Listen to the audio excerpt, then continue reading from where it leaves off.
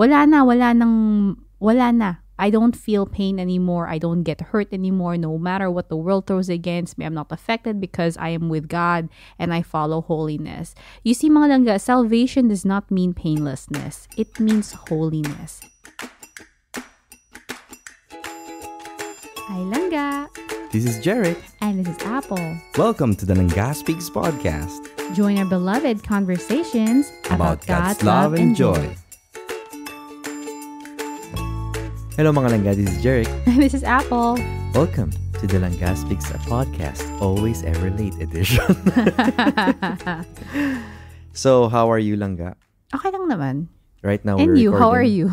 I'm fine, thank you. And you? Yes, we're recording now without the kids, so it's a different scenario. It's quite quiet in this time. 6:48 p.m. Because we're gonna transition later on to the Lola's place. Yeah. We're gonna sleep over again.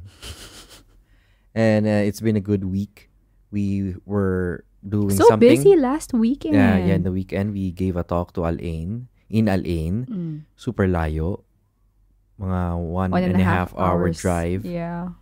But it's a good drive. I've actually enjoyed the scenic route going there. So, totoo lang, I don't remember half of it. Nakatulog you were sleeping. So, yeah, it was a good trip. Good talk as well. Praise be to God. We were guided. Kahit na medyo mga challenges during the talk. But we pulled through. Congratulations, Langga. Thank you, Lord. And thank you din sa mga nag-invite sa amin for the Live Pure movement last Saturday. Yes. We really appreciated the opportunity and the chance to be able to meet some of you then. So, eto na nga. We are gonna continue on this topic of surrender. This is basically the part 2 of the strength in surrender, but we're gonna call it joyful surrender. And I guess a lot of our Langga were able to relate on the previous episode. May mga nag-message din that they loved the episode last time. And it truly resonates to a lot of people, including ourselves, like what I mentioned in the previous episode, that we are now in a season of surrender. And you are now going into a season of surrendering to your antok. It's just 7 p.m. Langga. Let us not fall into the temptation of the flesh. No, we will not. No, because the spirit is willing but the flesh is weak. Speaking of weak, grabe yung kagabi. Yes. Oh my gosh. It was not really a super emergency, but it was a moment. It's actually a super emergency. You can consider it. It's life-threatening. It was. Kasi last night, so ganito yun, nag-request si Langga ng bagoong with mangga, green mango. Tapos on top of sibuyas and kamatis with daing na bangus. The thing was, we don't know what triggered his allergic reaction, whether it was the bagoong or the green mango or it was the yung daing, kasi first time ko na-try yung brand na yon. As in, ganun. As in, nagmula talaga silang nag-inflame siya, pati mga mata niya, nag-turn siya into Wolverine. Yes, I was, parang nahihirapan din ako huminga. We were supposed to record, but then suddenly, nagkaroon ako ng hilo. And then, naalala ko yung episode. Sabi ko, magre-record pa naman kami. Kinukulit ko siya. Sabi ko lang, pwede ba? Can we go to, you want me to call the ambulance? Sabi ko, wag ka nang tumawag ng ambulance. I surrender to you. Sabi ko, I surrender, let's go. Just drop me to the emergency. Oo, buti na lang, gising pa yung mga anak namin. There is a hospital, not a regular hospital, but there's a hospital just like 5 minutes drive away from our house. Not a regular hospital? No, not our regular hospital. Okay. But it's 5 minutes away, and the children were so worried kasi why is tatay going to the hospital? But thanks be to God, the doctors treated him well. He was able to come home.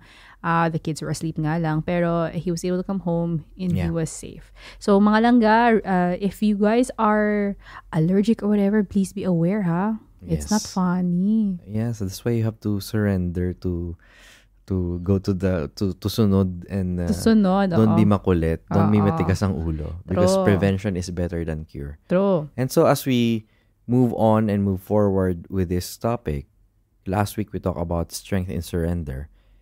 We talked about the benefits basically of surrender. Now, when we open our hearts to surrender, nire-release natin yung burden of maintaining this so-called perfect life on how it should be.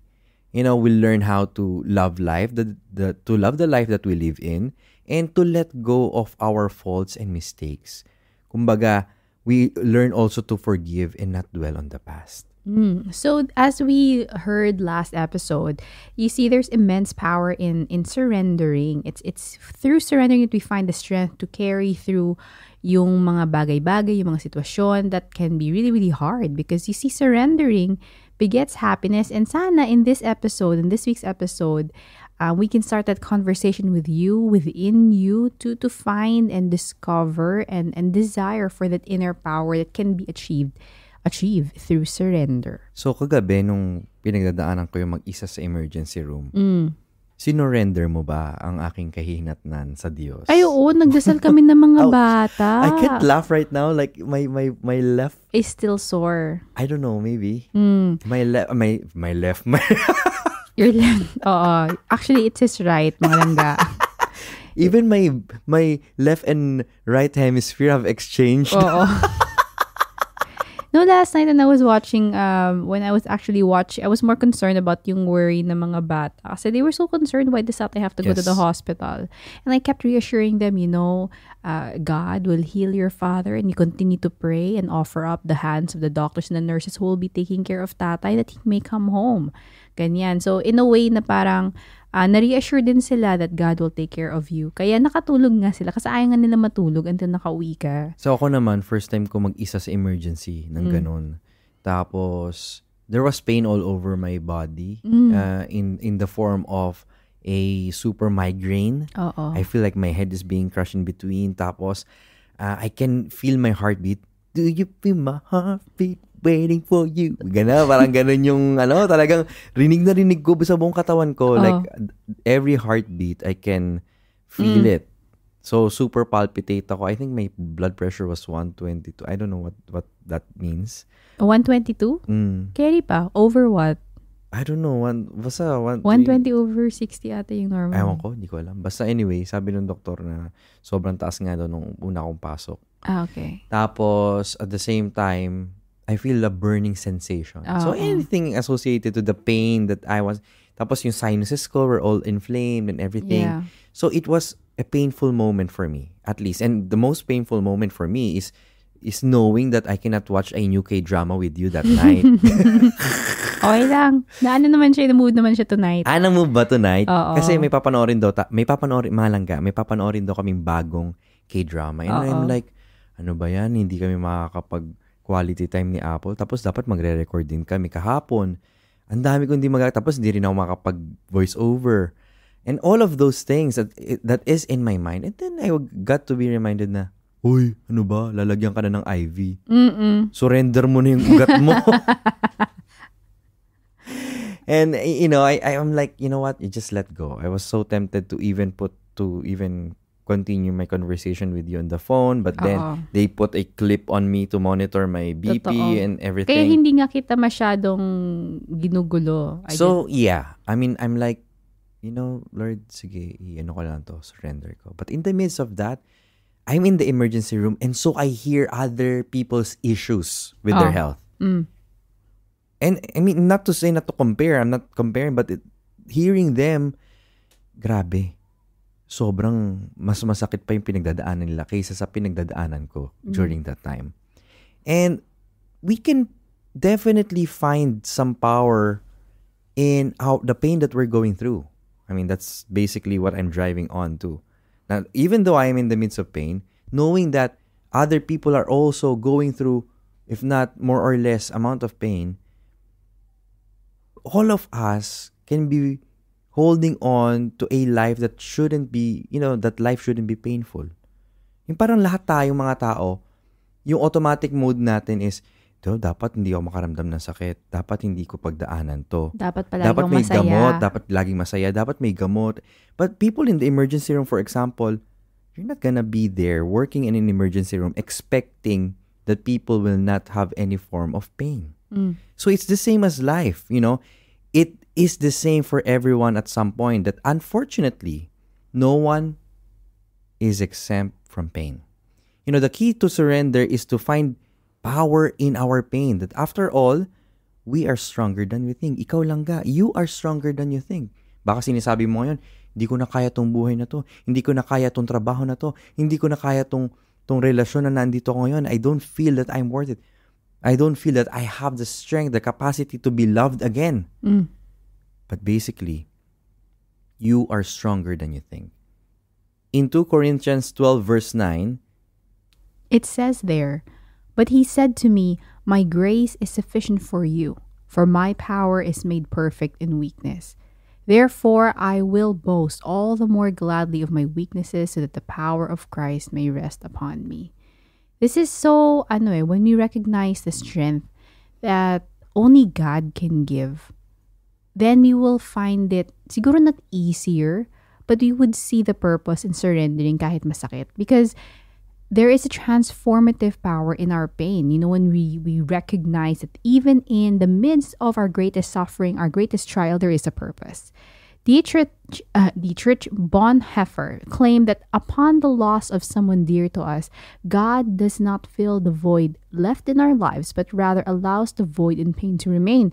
In doing so, the memory we have and the relationship that we had to the departed can be kept alive. Diba? May mga tao na who have passed on, and we still carry on that grief, we still carry on that sorrow kasi nawala din sila. God can easily siguro just wipe away the or we pain. want it to be wiped And we away. want it. Kaya marami na addict. We want to replace that pain with something that will distract us, with addictions of something that will just numb us to the pain. But however, you see, this pain is allowed to be retained because it reminds us of the memory and the relationship that we had with the person when they were still alive. Venerable Fulton Sheen also said that he also remarked that pain was meant to be exhausted in this life in preparation for endless joy in the next. So whatever pain you're going through right now, ask God, Lord, para saan ba to? Ano bang itinuturo mo sa akin? Ano bang mensahe mo sa akin? At kung meron kang pain sa buhay mo ngayon, minsan kailangan mong tumigil saglit kaysa maging busy ka na tanggalin lang agad yon. Kasi especially in recurring pain, let's say, may mga paulit-ulit na sakit eh. Chronic pain. Chronic pain, no? So kailangan nating tanungin, I'm not only talking about physical chronic pain, but also emotional pain, spiritual pain, na paulit-ulit na lang. So we have to ask God also, how do I face this head on, and what is your message for me through this pain? Because we could either hide from our pain or past, or we could acknowledge it, accept it, and build something upon it. Pero mga langga, disclaimer, this will not guarantee na mawawala yung pain na yan. This will not guarantee that it will vanish out of thin air. Pero one thing is for sure, it makes it bearable. Kakayanin natin. We cannot control what happens to us in life eh. Tama naman, di ba langga? I mean, hindi natin control. Katulad ng nangyari sa akin kahapon, I was just enjoying a Bulakenyo side dish of bagoong. Sobra nga yung pagka-enjoy mo eh. Mango and sibuyas and kamatis, with pritong daing na bangus. But it's not guaranteed that I will not face pain by doing so. We cannot control what happens to us in life, and every single person will experience joy and suffering, also pain and pleasure. Pero bakit ganun, no? When we see people around us and we think na, bakit ganun mas masaya sila sa akin? Or why is it that I am going through more suffering than them? The thing is, it's the truth eh. Life is unfair. Some may have more, some will have less. Just as some people have less money than you, some people have more money than you. Some people will also experience greater suffering or less of a suffering compared to you. But what is important for us to acknowledge and to remember is that what everyone has in common is that we cannot choose what we will receive. Life will always give you pleasure and pain. You cannot take away one from the other. Where we get lost kasi is sa pag-iisip na the choice that we have to make in life, right? Where we get lost. Na thinking na we try to avoid the pain altogether and then just seek pleasure after pleasure kasi takot tayo na masaktan. Yeah, exactly. The thing is, we cannot choose whether or not na you can go through something painful. However, what you can control is how you will let that pain affect you. It's the how. Kumbaga, this is a choice that we're entitled to. Again, hindi yung choice na harapin ko ba to o hindi? Kasi haharapin at haharapin mo yung pain na yun eh. So, the choice that we're all entitled to is, rather than holding on to something painful and cursing it, we also have the choice to rise above it. Ano pwede kong gawin? Despite this pain, what can I do to rise above this pain? And when we face the truth about our pain, we will also avoid the temptation to ignore or deny it. Kasi usually, pag ini-ignore lang natin at dinideny yung mga pain natin sa buhay, hindi natin sinusurrender yan, hindi natin hinaharap, lumalaki lang. Katulad kahapon, ako, namamagana ako. Sobrang pulang-pula siya, mga langga. Kung nakita nyo, grabe. And I remember, kasi I took a pill, I took an antihistamine, nung medyo may nararamdaman na ako. But I was also stubborn not to, wala to, gaano rin to, mawawala rin to. But then when I started asking, langga, you're so red. I was so red. I was talagang swelling all over again. I'm swelling all over again. It reached to a point now where he was just like sitting in the sofa, and I said, langga, can we just call the ambulance already? Or exactly. Can we go to the hospital or something like that? So when we do that, when we just ignore and deny it, mas lumalala pa. But when we face our pain, you begin to kinda uncover the power that comes from letting go of what your pain is. And especially you kinda recognize the message that God has for you. The life you dreamed of and deserved to live is, in a way, not the main objective already, but what God is willing for you at that moment.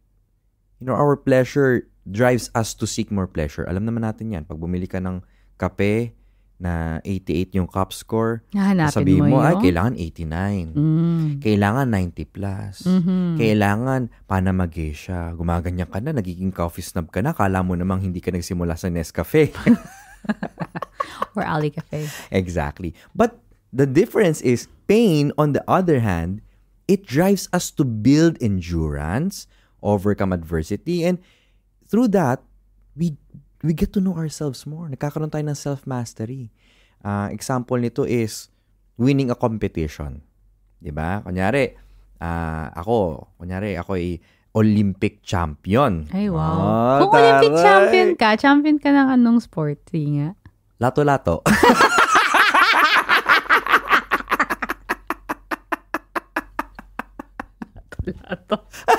Diyos ko, patawarin. Siguro kung Olympic champion ako ng lato-lato, puyat kayo lagi. Kasi maririnig niya, shout out sa pamilya ko na talagang mga Olympians pagdating sa lato-lato. Nagyayabangan sa social media, especially ang kapatid ko. Shout out sa owner ng Box and Stop Automotive. Oy, congrats, Congratulations nga pala sa car show nyo. Congrats sa recent car show. Oo. Pero ang hindi nyo alam, ang passion talaga ng kapatid ko, hindi kotse. Lato-lato. Pati sila mama, tsaka sila papa. Wala siyang ginawa kundi mag-send ng video kung gaano nakarami yung nagawa niya. Anyway, champion ako ng lato-lato, di ba? Siyempre, isi-celebrate ako ng madlang people kasi grabe champion ng lato-lato, no? Tagal, ilang oras. Even if there's pleasure in it, because I was recognized as the lato-lato champion of the world, there is a certain amount of pain tied to that. Oh, yung wrist For mo, sure, yung bugbog. wrist ko, bugbog sarado yan, di ba? Kala nyo muscle yan? Hindi, pasayan. Kaya yung kapatid ko, naglalagay pa yan ng armor. Nakikita mo naman, may mga patwalya pa si Mayor. Di ba? Ganun talaga. I mean, even in the midst of pleasure, there is a pain attached to it. We cannot escape pain. We can either take it up on our cross or leave it on the ground. Speaking of cross, if we remember, Jesus reminds us in the scripture that if we are to be his disciples, his followers, if we claim ourselves to be his beloved, well, scripture in Matthew chapter 16, verse 24 reminds us we must deny ourselves and take up our crosses daily and follow after him. Wish ko lang sabihin na pag holy ka na, pag sinasabi mo na I'm saved because I follow Jesus, wala na.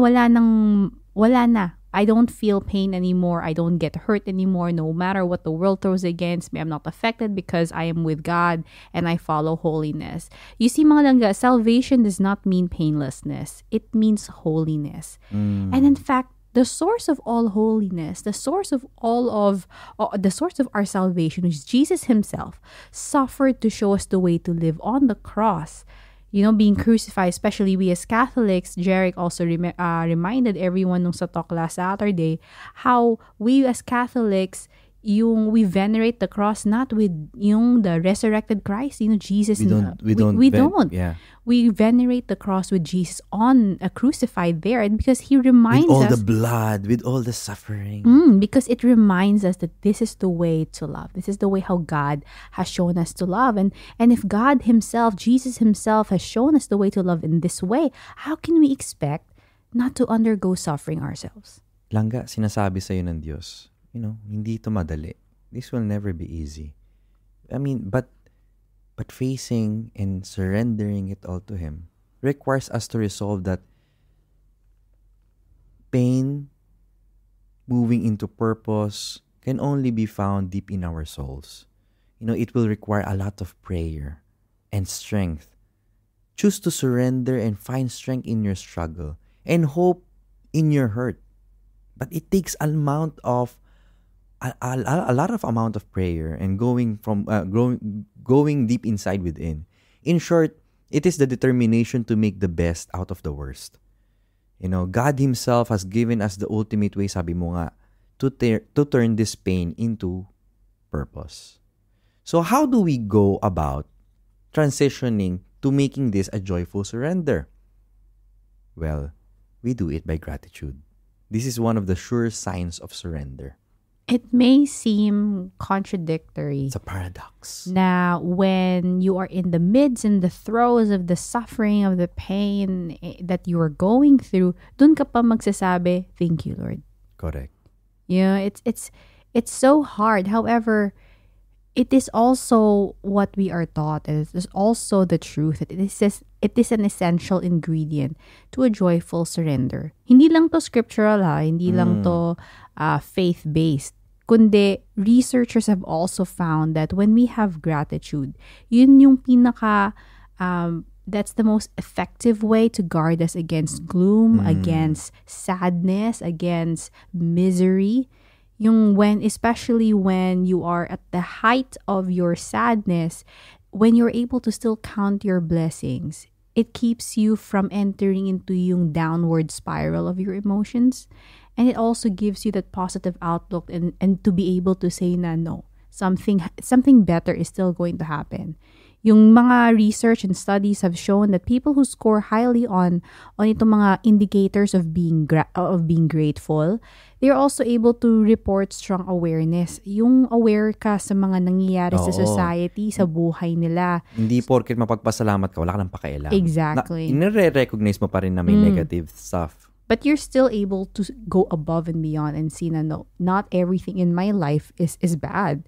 Kasi when we count our blessings, when we desire to still find joy, even in the most trying times, it can still go a long way. It can still help us take the next step forward. Gratitude, mga langgar, it reaches down Minsan ito yung, baka ito yung kulang natin para, nagdadasal naman ako. I'm trying to go deep within kung ano mensahe ng Diyos, pero bakit hindi ko siya marinig? Well, maybe this is the missing key. Gratitude, because it allows us to reach down to our very souls and it awakens those feelings of grace, yung mga natutulog na feelings of grace and love that we have for one another. Minsan kasi kung kulang tayo sa pasasalamat sa buhay, yun yung hindi natin matap in, nakatulog na yung grasya at yung pagmamahal na meron tayo sa isa't isa. So how do we put all of this together? Mga langga, surrendering, joyful surrender is a radical and a powerful thing in our life right now. We all have the choice to do it. That's the key. We all have our choice, the choice to do it. So if we want to make this choice and we're having so many difficult moments on how to find this power within us, well, we have to ask God. We have to ask God to infuse us with the strength to do so. Again, to recognize and with humility to recognize na hindi natin to kaya mag-isa. We need God's presence and God's people through your imperfect community to maybe help you and guide you get in touch with that. One of the things na yung nanay ko na hanggang ngayon, like, one of the biggest lessons that she kept trying to teach us kids when we were younger pa lang, na kahit mahirap yung mga pinagdadaanan namin, doon pa kami kailangan magsabi na thank you Lord kahit hindi namin naiintindihan. When my dad had the accident, when my dad got sick, when my whole family got sick, when my children are sick, or even last night, yung when we had to bring Jeric to the ER, sa loob-loob ko, sabi ko, paano ako magsasabi na thank you Lord? Ito, nahihirapan yung asawa ko, kailangan pa niya mag-ER, hindi ko pa siya pwede masama kasi late na at kasama namin yung mga bata. I really tried and it wasn't easy, pero sabi ko na lang, thank you Lord kasi number 1, malapit lang yung ospital. Thank you Lord kasi gising yung mga bata, kaya namin ihatid si Jeric. Thank you Lord na Jeric is updating me na mabilis siya na asikaso ng mga doctors at mga nurses sa ER. Thank you Lord na nakahinga pa yung asawa ko kasi yung ibang tao hindi pa. Thank you Lord na pag-uwi namin hindi umiiyak yung mga bata kasi worried sila sa tatay nila. Thank you Lord kasi alam ko na kahit itong parte ng buhay namin ngayon, it may be minor to others, but to me, whenever I see a loved one who is not well, it's such an impact for me. But I said, thank you Lord kasi hindi ako nagpanic kagabi. And for me, I realized na, Lord, thank you kasi little by little, you're showing me na I really cannot protect everybody in my life, but I know that you are always in control. And I think na when we are able to find the strength to let go of the burdens we hold on to, it could be even yung burden na feeling mo ikaw yung savior ng pamilya mo. Or yung ideals na you think na yung perfect life mo bilang isang nanay, isang asawa, isang anak, isang girlfriend, isang boyfriend, isang taga, I don't know, in the office, what your ideals of what a perfect life should be. You empty yourself of all the unnecessary weight that you carry. Diba? Itong weight na to that you carry in your mind, you carry in your back, you carry in your heart, this isn't even supposed to be your weight. All of this saving business is not even your job because there's only one savior of the world, and that is Jesus. In emptying ourselves of the burden to have life goes, it frees our soul. And it reminds us of what Jesus keeps inviting us to do. Like in Matthew chapter 11 verse 28, sabi niya sa atin, come to me, all of you who are weary and burdened, and I will give you rest. That's it mga langgay. The loss of a loved one, the ravages of a disease that we don't have any control over with, being betrayed, all of these things, being lied upon, being cheated on, yung mga unfair things happening in the workplace, in business, all of this will have a sting. All of this will have pain associated to it. Hindi tayo pwedeng maging manhid eh. Ang hirap eh. Mahirap maging manhid sa mga bagay na nakakasakit. But then, like you said, God's grace, when we surrender and come to Jesus, to come to God and surrender this all, His grace makes it bearable. Kakayanin. And by making it bearable, it allows us to be transformed through that pain into an imago Dei, into an image of Christ. We become Christ. And we become Christ in a way that we partake in His suffering on the cross, knowing that after all of these things, there is redemption. There is resurrection. So mga langga, whatever you're going through right now, we pray. We pray that together we can face on all of the pain in our life and have the capacity to be even grateful about it at the end of it all, to arrive into a joyful kind of surrender. This is me, Jared. And this is Apple. Always reminding you na palangga ka sa Diyos.